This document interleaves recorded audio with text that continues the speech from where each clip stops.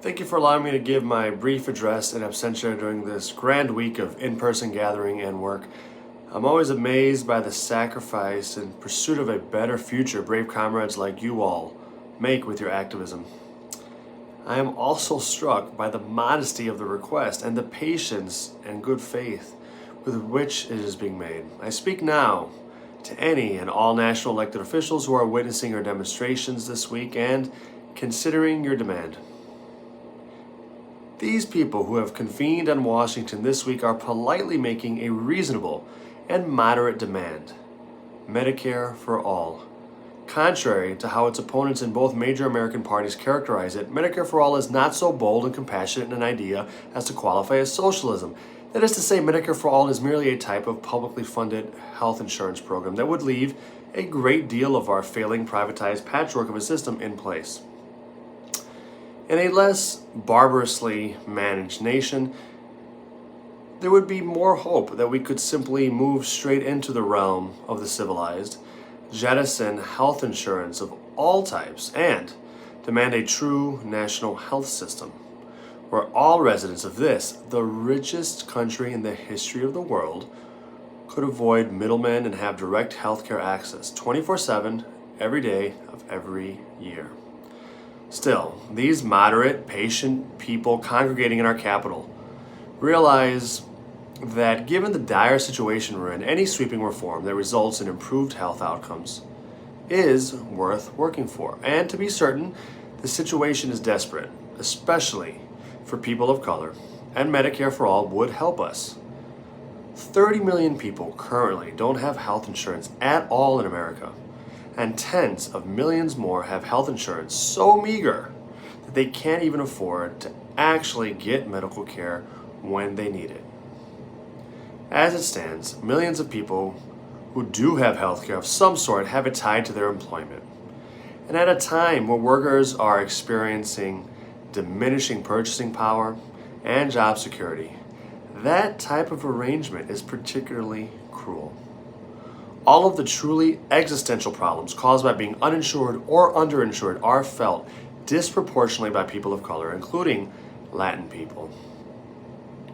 People of color account for over half of the non-elderly uninsured population in the U.S., despite being just over 40% of the overall population. Both Latin and Black people are uninsured at much higher rates than white people, and Latin people are the single most uninsured population in the country.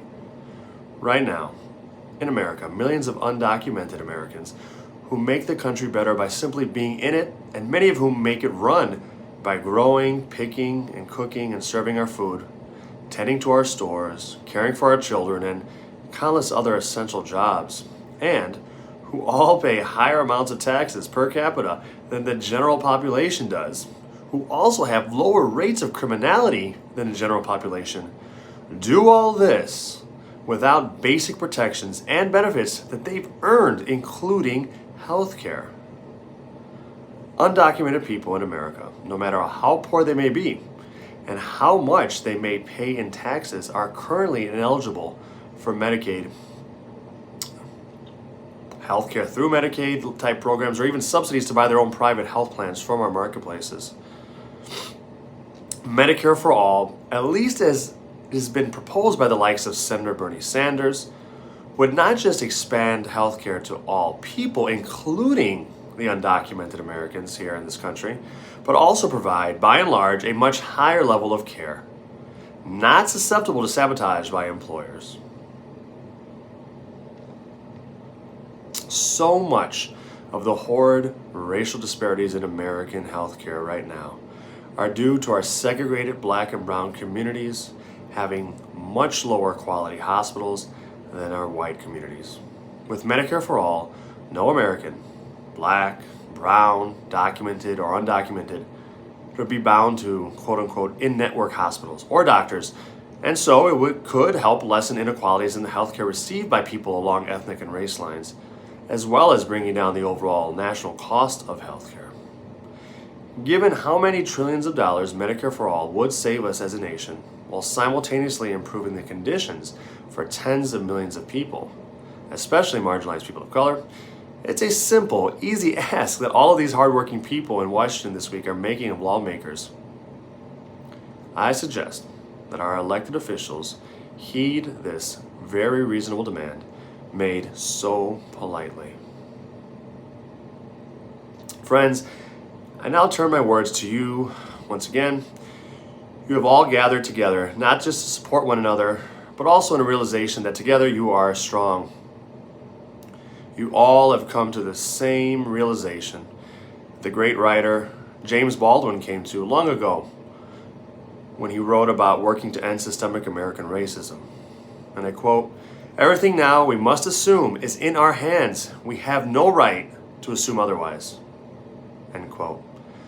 Baldwin also cautioned us against taking refuge in any delusion. Our politicians, looking at this crowd of you all, speaking with your leaders, should certainly guard against the delusion that this is the extent of the possible ask you can make, and that it's the most mean of your available methods. For I suspect that all of you who have spent your own money, taking time off from work and family and other responsibilities to come here and make your voices heard, feel as Baldwin did, that the situation dictates that we have no choice but to do all in our power to change the fate prescribed to us, no matter the risk, for the sake of our children and to minimize the bill that they have to pay. What this group, you all, of courageous marchers and demonstrators are asking for this week may change if your demands aren't met. Politicians more concerned with the mandate of their corporate bosses and the well-being of the collected masses may just wake up one morning realizing that yesterday's price is no longer today's price. Now, your opponents say that nationalized healthcare is impossible, despite the fact that less wealthy nations do it, and despite the truth of what Baldwin also wrote, that, quote, "the impossible is the least that one can demand." Still, you will have all been measured and compromising enough to modify that demand and simply ask for an expansion of an imperfect but life-saving system, Medicare. You are making yourselves heard and seen this week as you have done before, and you should be so proud of yourselves. I know that should our officials not heed your calls right now, you won't hesitate to do all this again. And as polite and reasonable as you all are, you certainly have more arrows in your quiver, bigger asks to make in the future, in whatever way you choose to make them. Continued refusal from our government to meet even the basic needs of its people will certainly make vengeance inevitable, as Baldwin wrote.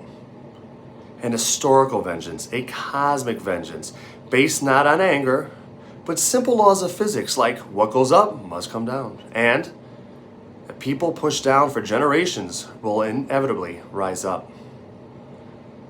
Elected leaders here in Washington, heed the call of these brave protesters. It is a small request, smaller than it needs to be, being made politely and much more politely than may be proffered in the future. This tide of everyday activists gathered this week may be the cautionary flood referenced by Baldwin, calling back to biblical literature. But stubborn politicians who continue to ignore our needs may one day find out, one day soon, that there is a possible force that comes behind the water's rising tide. The resolute but polite marches of today may turn more demanding in the future, so our elites can do with that specter as they please.